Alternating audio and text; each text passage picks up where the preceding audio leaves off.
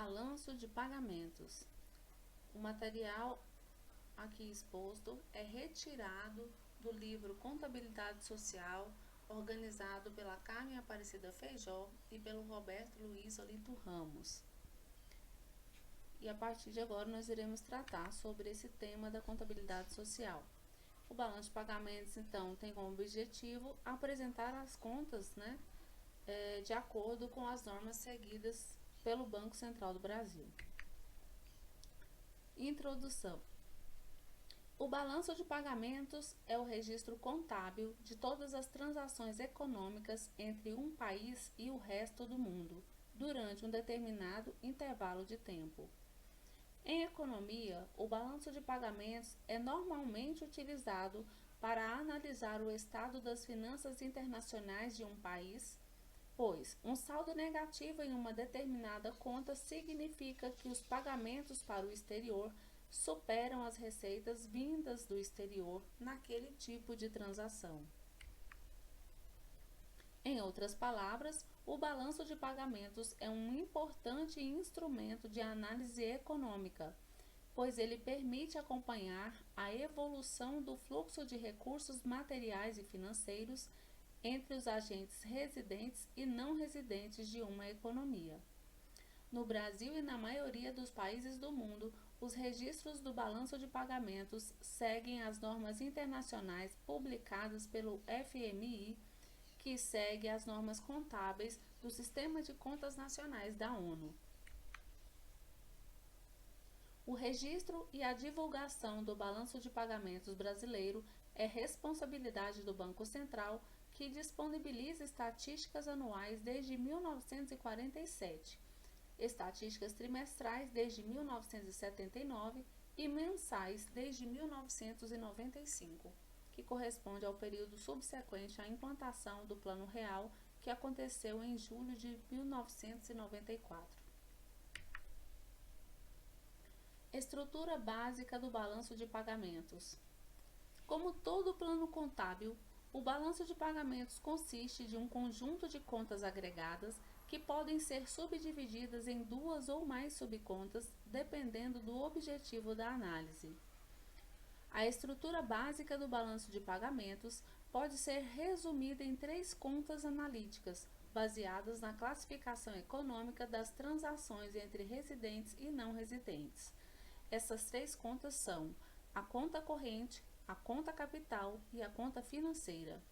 A conta corrente, que registra o comércio de bens e serviços, os pagamentos e recebimentos de rendas de capital e trabalho e as transferências de renda entre o país e o resto do mundo. A conta capital registra as transferências de ativos reais e financeiros e as transações de ativos não financeiros não produzidos entre residentes e não residentes. Conta financeira, que registra todos os tipos de fluxos de capitais entre o país e o resto do mundo, bem como a variação das reservas internacionais. Na ausência de erros e omissões, a soma das contas corrente, capital e financeira é igual a 0. O sentido intuitivo desse resultado é que quando um país tem um déficit em conta corrente, deve haver um superávit no mesmo valor na soma das contas capital e financeira. Um déficit em conta corrente significa que o país tem uma necessidade de financiamento externo, isto é, necessariamente coberto via transferência de ativos, conta capital, ou investimentos e financiamentos, conta financeira, por parte do resto do mundo e vice-versa. Na prática, nem todas as transações entre residentes e não residentes são registradas formalmente pela autoridade monetária, fazendo com que a soma dos saldos das contas corrente, capital e financeira seja diferente de 0 ao final do período em análise. Para solucionar esse problema, o balanço de pagamentos possui uma 4ª conta de natureza residual, que é a conta de erros e omissões, que corresponde exatamente às transações não registradas pela autoridade monetária, mas que acarretam uma variação das reservas internacionais do país. o resumo do balanço de pagamentos do Brasil no ano de 2015 em bilhões de dólares. Aqui a gente pode perceber que nós temos esse balanço de pagamentos, no qual nós temos a conta corrente, a conta capital, a conta financeira, os erros e omissões e o aumento dos ativos de reserva. O que é que nós identificamos aqui? A conta corrente tem 4 subcontas, que é o balanço comercial de bens, o balanço comercial de serviços, o balanço de rendas primárias e o balanço de rendas secundárias. A conta de capital possui 2 subcontas, ativos não financeiros não produzidos e transferências de capital. A conta financeira apresenta 5 subcontas, investimento direto, investimento em carteira, derivativos, outros investimentos e ativos de reserva. A conta erros e omissões é um contrapeso ao saldo da soma das contas, conta corrente, capital e financeira. Se essas contas tiverem um resultado positivo, haverá então um valor de natureza negativa na conta erros e omissões, porque ela vai fazer o contrabalanço para que esse balanço de pagamentos tenha um resultado final igual a zero. Se a soma das contas corrente, capital e financeira derem um sinal negativo, o erros e omissões terá um valor, do mesmo valor que foi a diferença dessas contas, né? Só que aí com sinal positivo, forçando ou fazendo novamente com que o balanço de pagamentos tenha um resultado igual a zero. E aqui nós temos o aumento dos ativos de reserva. Dentro desse aumento de ativos de reserva, nós temos as subcontas capacidade de financiamento, entradas de capitais e o erro e omissão, que é aí o complemento dessa conta do aumento dos ativos de reserva. Nesse caso dessa tabela, que é o resumo do balanço de pagamentos do Brasil em 2015 em milhões de dólares, nós temos que o saldo da conta corrente é um saldo negativo no valor de 58.882, ou seja, 58.882 milhões de dólares. O balanço comercial de bens aqui, nós temos que o balanço comercial fechou um saldo positivo de 17.670 milhões de dólares. Nesse caso, nós tivemos um saldo da balança comercial positivo em 17 bilhões. O que é que isso indica? Isso indica que o Brasil vendeu mais bens, produtos, né, do que importou. E por isso nós tivemos um balanço comercial positivo aí em 17 bilhões e 670 milhões de dólares. O balanço comercial de serviço apresentou um resultado negativo de 36 bilhões 919 milhões. Nesse caso, significa que a quantidade de serviços prestados ao exterior foi menor do que a quantidade de serviços que nós compramos do exterior. No caso, com uma diferença negativa aí de 36 bilhões 919 milhões de dólares. Balanço de rendas primárias, transferências de rendas, né? Nós tivemos aí um saldo negativo de menos 42 bilhões 357 milhões de dólares. O balanço de rendas secundárias, também transferências de rendas de nível de origem secundária, 2 bilhões 724 milhões, só que é esse valor com saldo positivo. Fazendo a soma de todos esses valores aqui, nós encontraremos a soma que corresponde ao total do saldo, nesse caso negativo, da conta corrente. Se o saldo fosse positivo, nós teríamos um superávit na conta corrente. Como o saldo aqui deu negativo, então nós temos um resultado de déficit na conta corrente. Vamos ver como é que esse resultado impacta no final do balanço de pagamentos.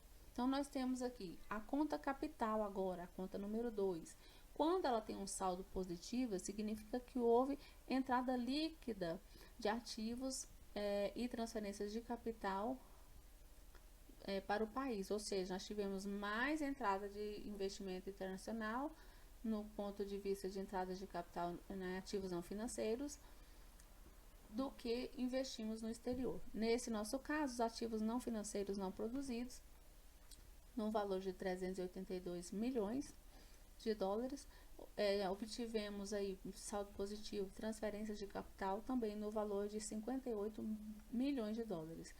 Somando esses dois valores, a conta de capital apresentou um saldo positivo, ou seja, entrada líquida, no valor de 448 milhões de dólares.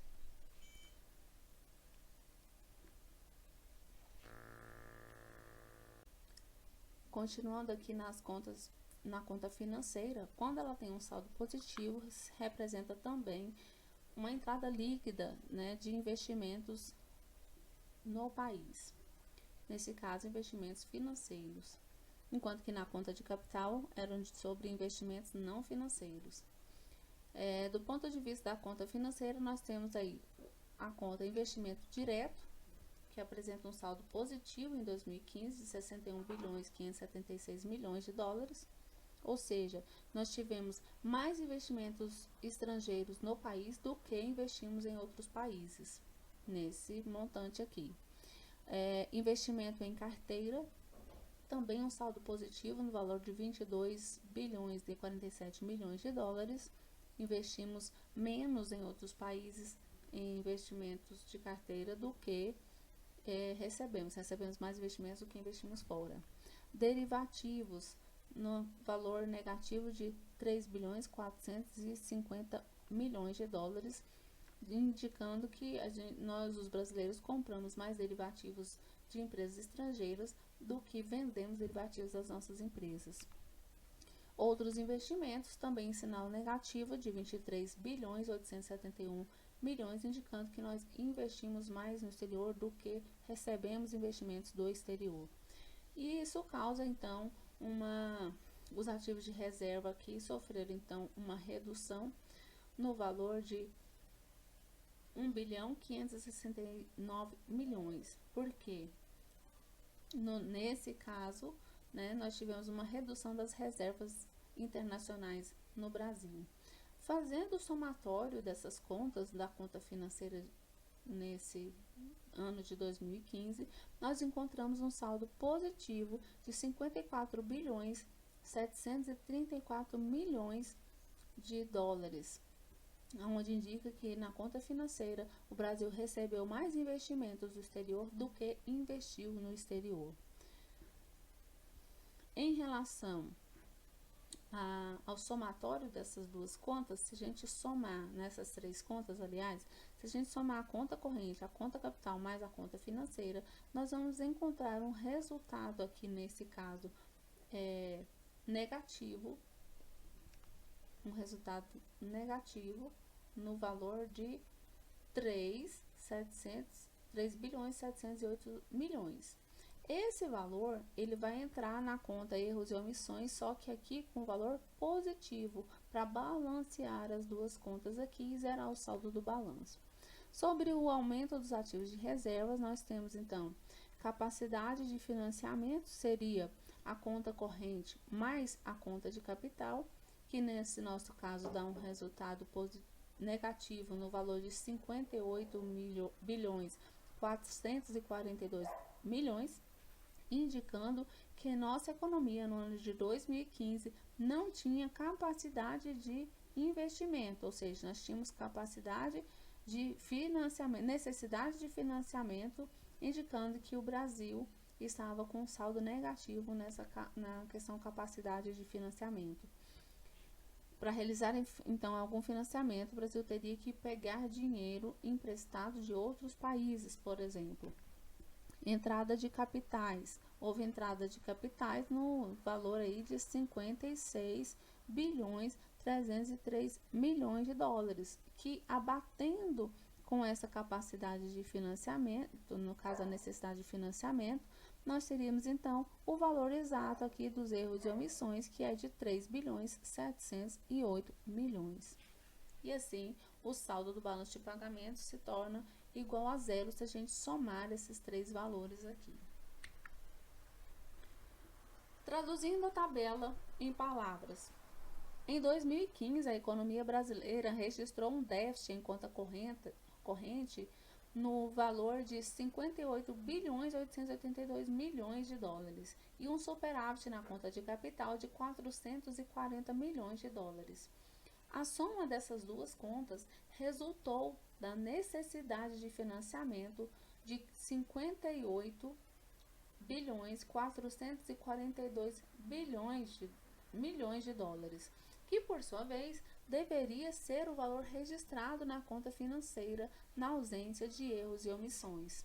Porém, o valor registrado pelo Banco Central para esse ano foi de 54.734 milhões de dólares, ou seja, 3.708 milhões a menos do que apontou a soma das contas corrente e capital.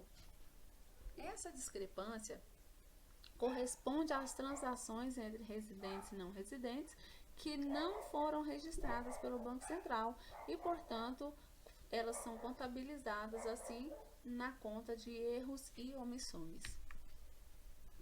Outra forma de analisar é verificar que o balanço de pagamentos registrou um aumento, a aquisição de 1.569 milhões em ativos de reserva em 2015. Esse aumento ocorreu mesmo diante de uma necessidade de financiamento de 58.442 milhões de dólares. Seria uma capacidade de financiamento negativa ou necessidade de financiamento, porque houve uma entrada líquida de 56.303 milhões em fluxo de capitais e de mais 3.708 milhões em transações que não foram registradas pelo Banco Central e, por isso, registradas na conta erros e omissões. Por essa perspectiva, o valor da conta de ativos de reserva, na atual metodologia do FMI, corresponde ao que se costumava chamar de déficit do balanço de pagamentos na metodologia anterior, o que corresponde à redução das reservas internacionais decorrentes de fluxos de bens, serviços, transferências. Continuando com o nosso conteúdo sobre o balanço de pagamentos, nós identificamos que o balanço de pagamentos é composto por três contas, que são conta corrente, conta de capital e conta financeira, e uma conta residual chamada de erros e omissões, que vai ser utilizada, ela vai ser acrescida de algum valor quando o somatório da conta corrente mais a soma de capital mais a conta financeira derem um valor diferente de zero. Então, esse valor diferente de zero vai ser compensado na conta erros e omissões. Sobre a conta corrente, quais são as contas que compõem a conta corrente? A conta corrente, que é uma das contas macro do balanço de pagamentos, conta com 4 subcontas. Essas 4 subcontas são o balanço comercial, o balanço de serviço, o balanço de rendas primárias, que são a remuneração dos fatores de produção, e o balanço de rendas secundárias, correspondendo aí às transferências correntes. O balanço comercial. No balanço comercial são registradas as transações de compra e venda de bens entre residentes e não residentes. Os valores das transações são registrados somente pelo seu valor free on board, isto é, pelos valores dos produtos transacionados, sem os custos de frete, comissões, seguros e outros serviços que são acessórios ao comércio. Então, o free on board ou FOB, em qualquer transação comercial internacional, quando o produto é descrito e na sua frente vem a sigla FOB, significa que o produto está sendo contabilizado apenas pelo seu valor de venda. Esse é o valor que vai na conta do balanço comercial e lá não entra os valores referentes a frete, comissões, seguros e outras taxas que venham incidir aí sobre a venda do produto. Então, é apenas o valor de venda do produto que entra nessa conta do balanço comercial. A estrutura de um balanço comercial do Brasil, ela foi caracterizada em 2015 dessa forma. Então, o balanço comercial ela vai conter o quê? Vai conter as exportações, as importações e o saldo dessa relação entre exportações e exportações do país.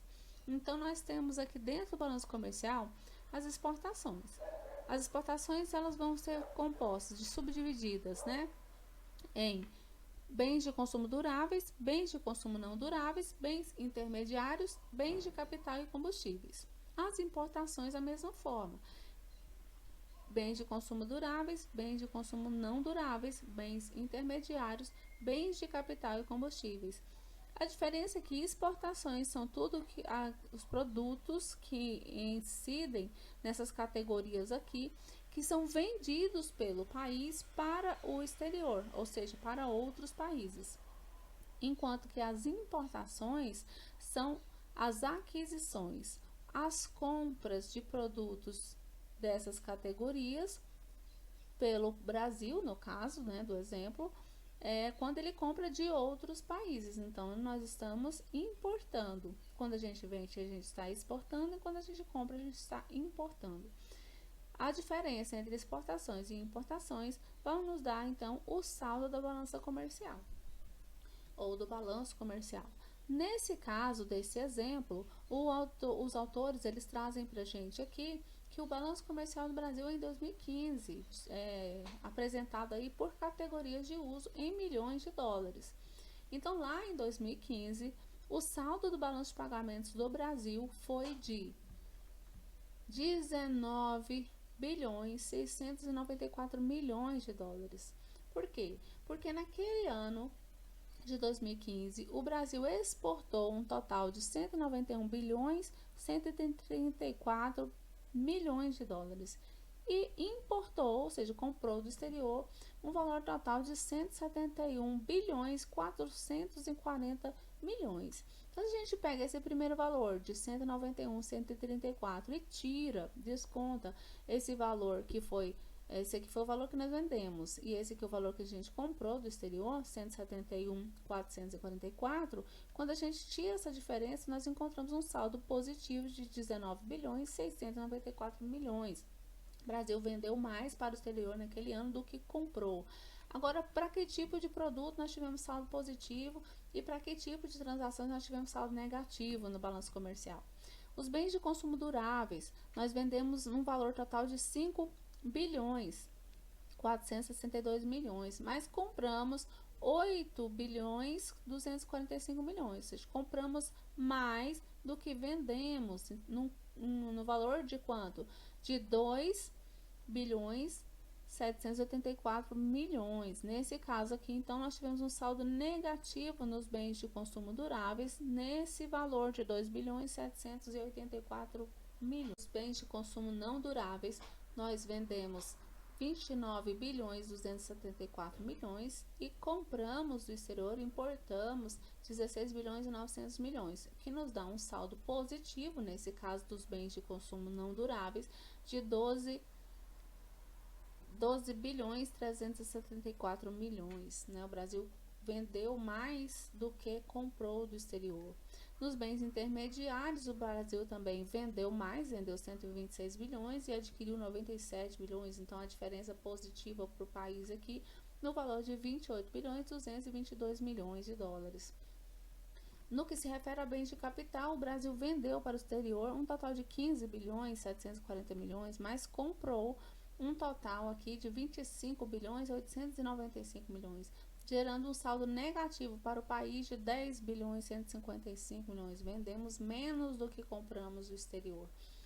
E dos combustíveis, nós vendemos em 2015 14 bilhões 586 milhões, enquanto nós compramos 22 bilhões 549 milhões. Então, esses valores trazem então um saldo negativo na conta combustíveis aqui, no valor de 7 bilhões 963 milhões de dólares.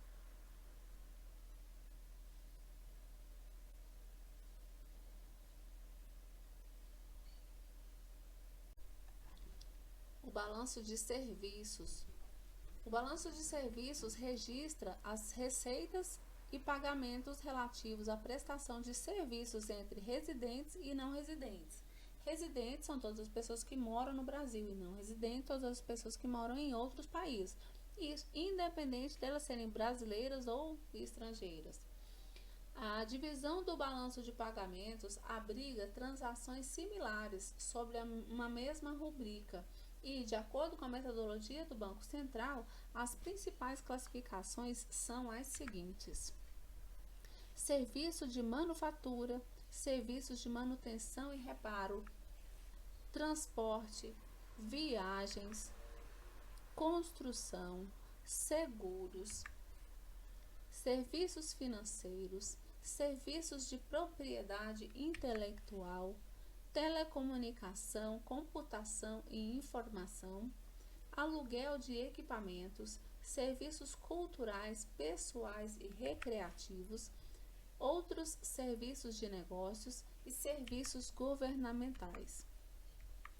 Então, esses são os tipos de serviços que estão incluídos no balanço de serviços dentro do nosso balanço de pagamentos, dentro da nossa conta corrente.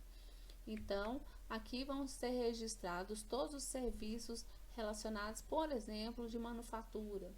Por exemplo, ele fala aqui, recebimento de peças de um smartphone do exterior para montagem no país, o reenvio do produto processado e reenvio do produto processado aos proprietários das peças no exterior, ou seja, o produto vem, mas sem estar pronto, e aqui é realizado apenas o serviço de montagem do produto, no caso o smartphone, depois que ele está montado, manda de volta esse produto para o país de origem, mas isso, o que foi feito? Foi feito só o serviço de manufatura, não foi feita uma produção de um produto, por isso que entra na conta do balanço de serviços. Serviços de manutenção e reparo, por exemplo, reparo de bens de não residentes, sem mudança de propriedade do bem. Alguém compra um produto, aí manda, esse produto tem algum defeito, e aí precisa de uma mão de obra que só tem no Brasil. Alguém encaminha esse produto para cá, a pessoa que faz a manutenção ou reparo desse equipamento, e aí manda esse produto de volta, ou seja, fez somente o serviço. A mesma coisa quando algum brasileiro tem algum produto e precisa fazer uma manutenção em outro país, manda para lá, as pessoas fazem a manutenção ou reparo no produto e encaminha ele de volta. Não houve uma venda e troca de produto, houve uma compra ou o pagamento por um serviço que foi prestado pela pessoa que mora ou no outro país, por um brasileiro, ou no Brasil, por um estrangeiro. Ou não residente, né, no caso. Transporte, serviço, por exemplo, relacionado com transporte de carga e também de passageiros, incluindo despesas postais e seguro, e não entra aqui os seguros, mas, por exemplo, quando a gente vai viajar para o exterior e compra uma passagem aérea de uma empresa internacional, esse valor vai entrar nessa conta transporte aqui dentro do balanço de serviço. A despesa e receita com viagem, por exemplo, bem serviço por viajantes, viagem de negócio, turismo, com duração de até um ano. Não é só essas viagens rápidas, não. Tem um prazo aí de até um ano e esse valor entra na conta. Por exemplo, essa conta não inclui as despesas de passagem, porque essa despesa de passagem está registrada lá na conta de transporte. Então, nas viagens, por exemplo, eu vou viajar para a Europa, por exemplo, compro uma passagem da Delta Airlines ou da Air France. Esse valor da passagem vai ser incluído na conta transportes, certo? E aí, para eu estar lá na Europa, por exemplo, eu vou para Paris. Então, lá em Paris, eu preciso de ficar em algum lugar. Então, eu vou fazer o quê? Uma reserva em um hotel. E vou me hospedar nesse hotel por um tempo. Isso pode ser uma viagem de um dia, ou se por acaso eu resolver ficar em Paris durante até um ano, e depois voltar para o Brasil, esses gastos que forem executados lá com viagem, aliás, com hospedagem, com alimentação, com serviços turísticos, entra como uma saída de dinheiro do país na subconta aqui, viagens, que é uma subconta da conta de balanço de serviço que está dentro da conta corrente do balanço de pagamentos. E assim todos os outros serviços, né? Os serviços de construção e instalação de projeto, seguros, né? Seguro viagem, por exemplo, seguro de carga, seguro pessoal, tudo isso vai entrar nessa conta. Os serviços financeiros, que são as receitas e despesas relativas ao custo de intermediação financeira, como por exemplo, taxa de comissões associada à linha de crédito, operação de financiamento e vários outros tipos de serviços financeiros. Serviço de propriedade intelectual, aqui entra patente, franquia, livros, filmes, né? E são bens de propriedade intangíveis, né? E aí eles se enquadram nessa conta de serviço de propriedade intelectual. Então, por exemplo, nós consumimos muito filmes americanos. Todas as vezes que o Brasil compra um filme americano, esse valor comprado, né, ou direito de exibição desse filme nos cinemas no Brasil, ele entra nessa conta aqui, ó, serviço de propriedade intelectual. Aí vem as telecomunicações, computação e informação, né, manutenção e reparo de hardware, implementação de software, gerência de informação, tudo vai entrar aqui. Aluguel de equipamentos, serviços culturais. Por exemplo, um brasileiro vai fazer um show, um cantor brasileiro vai fazer um show lá em Nova York. Então, esse valor que ele vai receber e ele vai trazer de volta para o Brasil, ele vai entrar nessa conta de serviços culturais. Outra situação, cantores, por exemplo, vão se apresentar no Rock in Rio e são pessoas de outros países, né, sei lá, americanos, ingleses, europeus, e se apresentam lá no Rock in Rio. O pagamento que é feito para essas pessoas pela organização do Rock in Rio e que essas pessoas levam embora para os seus países, claro que ela não pega o dinheiro e leva, né, mas ela deposita em alguma conta e isso configura um envio de dinheiro para o exterior. Vai entrar aqui nesse serviços culturais, pessoais e recreativos, por exemplo. Outros serviços de negócio e serviços governamentais em geral também vão entrar no balanço de serviço. Tanto quando a gente presta algum serviço para outro país, ou, por exemplo, no caso de despesa relacionada com serviços prestados e recebidos por órgão governamental no exterior, por exemplo, as embaixadas, os consulados, né, que realizam algum serviço lá fora, vai entrar aqui nesses serviços governamentais. E também os de lá que moram aqui vão também, no caso aí, contabilizar nessa conta. O balanço de rendas primárias, que é outra conta dentro das contas correntes aí do balanço de pagamentos. O balanço de rendas primárias registra as receitas e pagamentos associados às rendas do trabalho do capital em transações entre residentes e não residentes. Só relembrando, residentes são todas as pessoas que residem no país. O nosso exemplo, no caso, é o Brasil. Então, todas as pessoas que residem no Brasil estão aí caracterizadas como residentes. Podem ser brasileiros nascidos no Brasil, mas também podem ser estrangeiros que vivem aqui. Eles enquadram no perfil residentes. E não residentes são pessoas que moram fora do Brasil. E aí podem ser também os brasileiros que moram fora, né? Tem residência em outro país, sei lá, Londres, na Inglaterra, ou Nova York, ou Bangladesh. Então, assim, todas as pessoas que moram fora do país são os não residentes. As rendas do trabalho correspondem aos salários e ordenados pagos por residentes a não residentes ou por não residentes a residentes em contratos de curta duração ou sazonal.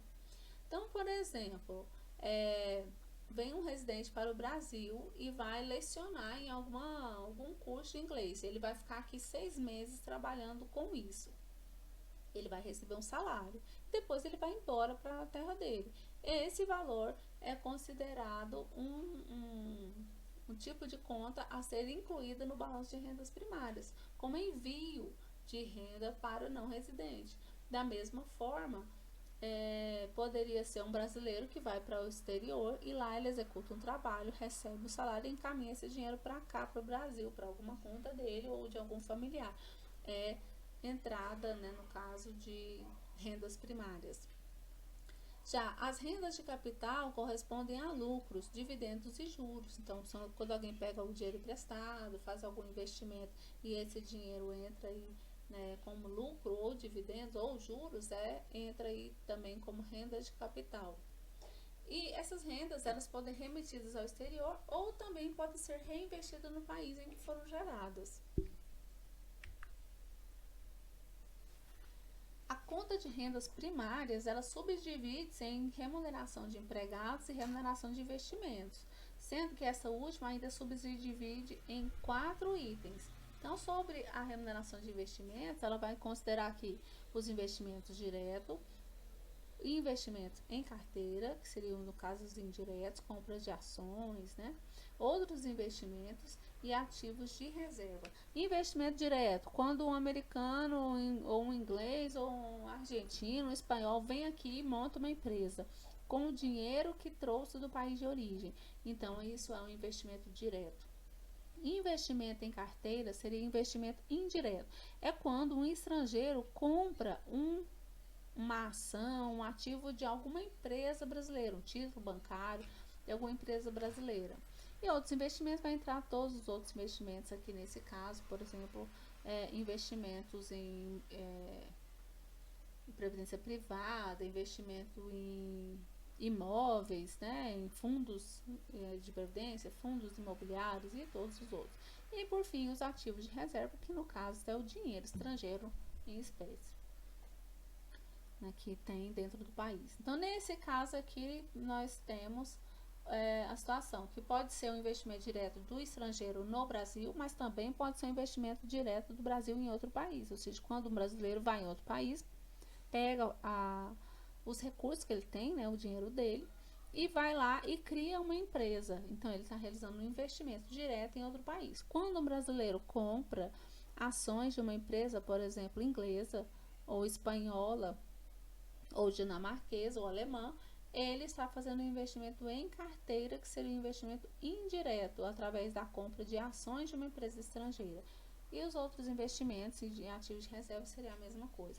Ativos de reserva é o seguinte: quando alguém compra reais, está entrando dólar no caso, e quando um brasileiro compra dólares. Então, nós temos a relação de ativos de reserva. Pode ser um indivíduo, pode ser uma empresa e pode ser o governo.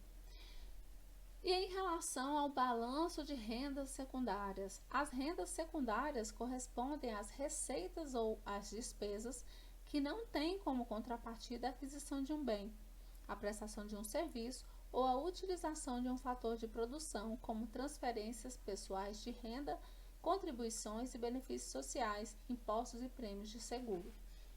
Nesse sentido, essas transações correspondem à transferência unilateral de renda de residente para não residentes e vice-versa. Em linhas gerais, as transferências são divididas em 2 categorias: transferências governamentais e transferências privadas. E a conta de capital? A conta de capital registra as transferências de ativos reais, financeiros e intangíveis entre residentes e não residentes.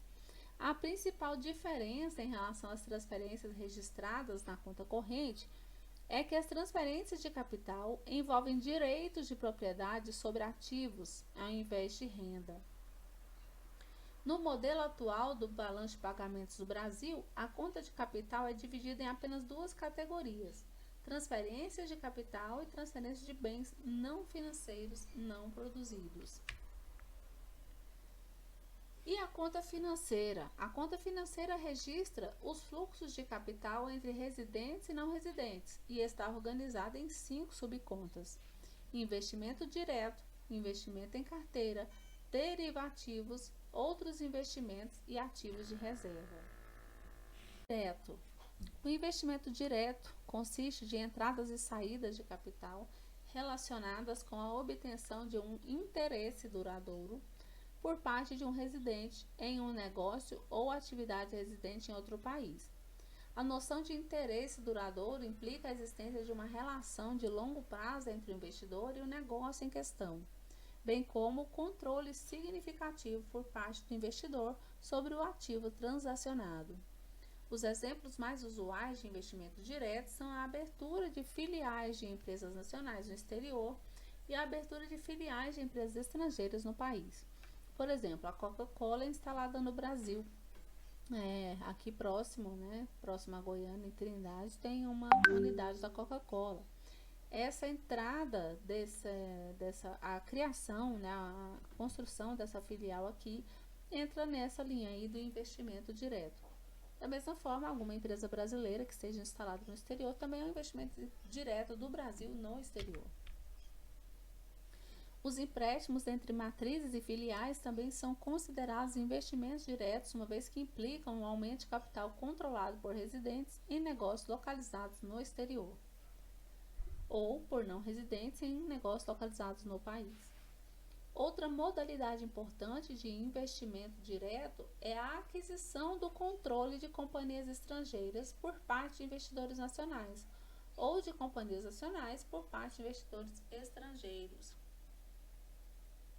Os investimentos diretos incluem não só a transação inicial, que estabelece a relação de longo prazo entre o investidor e residente e o ativo não residente, mas também todas as transações subsequentes entre as empresas envolvidas. O investimento em carteira. A conta de investimento em carteira registra as receitas e despesas relacionadas com investimentos em ações, debêntures e outros títulos de renda fixa ou variável, bem como em instrumento de mercado monetário e financeiro, como CDBs e cotas de fundos de investimento. O investimento em carteira não caracteriza o estabelecimento de um vínculo duradouro entre o investidor e o ativo em questão, e também não proporciona o controle formal do negócio correspondente ao título mobiliário. Os derivativos. A conta de derivativo foi incluída na metodologia do FMI para registrar em separado as variações de capital associadas a instrumentos financeiros cujo valor depende do valor de outros instrumentos financeiros e sobre o qual não há pagamento de juros, nem adiantamento ou repagamento de capital. Os derivativos são contratos financeiros cujo valor deriva do preço de outros ativos. Os valores dos derivativos são variáveis.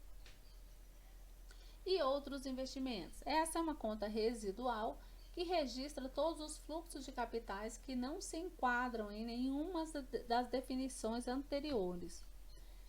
Essa conta deve ser subdividida em 4 grandes grupos. Primeiro, créditos comerciais. Segundo, empréstimos. Terceiro, moeda e depósito. Quarto, outras operações. Nos créditos comerciais estão os financiamentos de curto ou longo prazo associados à operação de exportação ou de importação de bens e serviços. Os empréstimos de curto prazo e longo prazo, incluindo amortizações, desembolsos e refinanciamentos. Moeda e depósitos. Disponibilidade monetária de não residentes no país e de residentes no exterior, como moeda em espécie e depósitos bancários que não se enquadram no conceito de ativo e de reserva de autoridade monetária.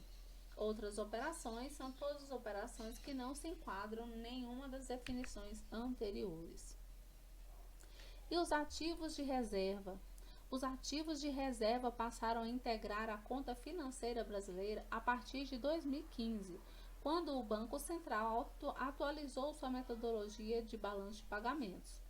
Essa conta tem por objetivo registrar a variação dos ativos de alta liquidez internacional, que podem ser utilizados para saldar compromissos internacionais sem gerar nenhuma obrigação futura. Em outras palavras, os artigos de reserva funcionam como o meio de pagamento internacional, no sentido de que, quando uma transação é quitada com esse ativo, as obrigações entre o credor e o devedor se encerram. Em geral, os ativos de reserva são as moedas estrangeiras que estão no país. Os ativos de reserva internacional consistem de haveres da autoridade monetária que estão disponíveis e diretamente sob o controle do governo para financiar e regular os desequilíbrios de pagamentos e para outros propósitos. Segundo a metodologia do FMI, a conta de haveres da autoridade monetária deve ser organizada em 4 categorias: ouro monetário, direitos especiais de saque, posições de reserva no FMI e outros ativos. O ouro em espécie pode ser diretamente utilizado como meio de pagamento em transações domésticas ou internacionais. Direitos especiais de saque são ativos de reserva emitidos pela FMI para funcionar como um substituto do dólar e do ouro em transações internacionais. Posições de reserva do FMI. Ativos que os países membros do FMI transferiram ao fundo em moedas ou ativos de reserva internacional. Outros ativos são todos os outros ativos de alta liquidez em moeda estrangeira, de posse da autoridade monetária e que não se enquadram nas definições anteriores. E o saldo do balanço de pagamentos e variações de reserva. Até o momento, trabalhamos com a hipótese de que o saldo da conta de ativos de reserva corresponde à redução do estoque de reservas internacionais da economia em análise. Essa hipótese é uma boa aproximação da realidade, pois a maior parte da variação das reservas internacionais decorre da diferença entre receitas e despesas do balanço de pagamentos. No entanto, do ponto de vista contábil, a variação das reservas internacionais também deve levar em consideração os ganhos e perdas de capital, isto é, as variações do valor total das reservas decorrentes de várias ações nos preços de ativos de reserva em relação à unidade de conta adotada.